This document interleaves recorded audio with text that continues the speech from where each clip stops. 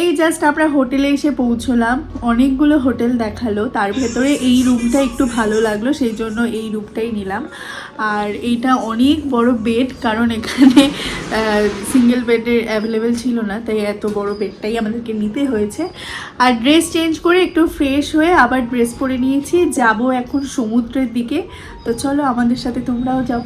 Last time আমি দীঘায় গেছিলাম কোভিডের প্রায় 3-4 বছর আগে, আর এখন দীঘায় গিয়ে দেখলাম অনেক পরিবর্তন হয়েছে। আমি কিন্তু আগে কখনো ওল্ড দীঘাতে থাকিনি, আমি নিউ দীঘাতে ছিলাম, তবে আমি গুলিয়ে ফেলেছিলাম, তাই অভিকে বলেছিলাম যে আমি ওল্ড দীঘাতেই ছিলাম। ওল্ড দীঘাতে গিয়ে উঠেছি, পরে যখন নিউ দীঘায় ঘুরতে গেছি তখন মনে পড়লো যে না না, আমি তো নিউ দীঘাতে ছিলাম।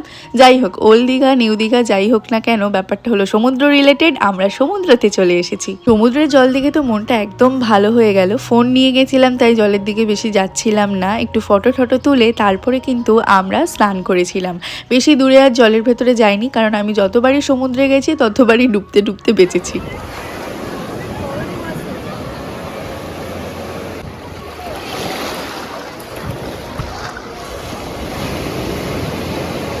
এখন বাজে সন্ধে 7:30, আর আমি একদম রেডি হয়ে গেছি। খেয়ে দিয়ে এসেছিলাম যেহেতু 5:30 নাগাদ, তাই একটু রেস্ট নিচ্ছিলাম। যাওয়ার কথা তো ছিল নিউ দীঘাতে, কিন্তু যেতে পারছি না কারণ শরীরটা দিচ্ছে না, দুইজনেরই দিচ্ছে না।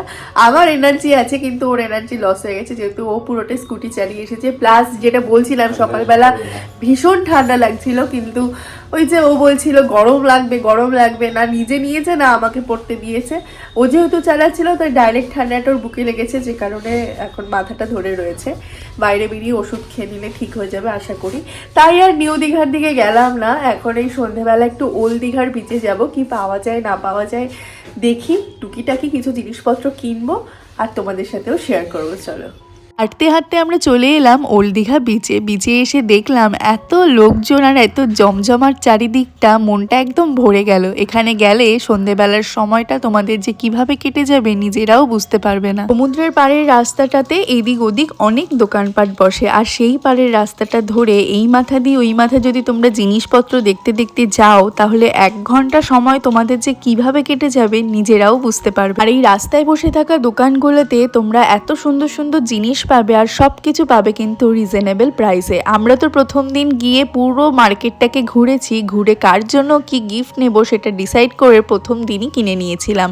আমি অনেক কিছুই কিনেছিলাম হলো তনুর জন্য একটা ব্যাগ। এই ব্যাগগুলো দেখলাম কিন্তু বেশ উঠেছে আর দেখতেও বেশ কিউট। এখন দেখবে কোথাও ঘুরতে গেলে সেই ঘোরার জায়গায় রিলেটেড এরকম কিউট ম্যাগনেটগুলো পাওয়া যায়। আমি কোথাও ঘুরতে গেলে কিন্তু এইগুলো গিফট পারপাসে কিনি। সাথে কিনেছিলাম পেনদানি, আমাদের জন্য একটা চিরুনি, আরও অনেক কিছু কেনা বাকি ছিল যেগুলো পরের দিনকার কিনবো। আজকে এইটুকুই, তারপরে আমরা রাত্রেবেলা রুমে গিয়ে ডিনার করে ঘুম দিয়েছি। নেক্সট ভিডিওতে দেখাচ্ছি পরের দিন আমরা ঠিক কি করেছি।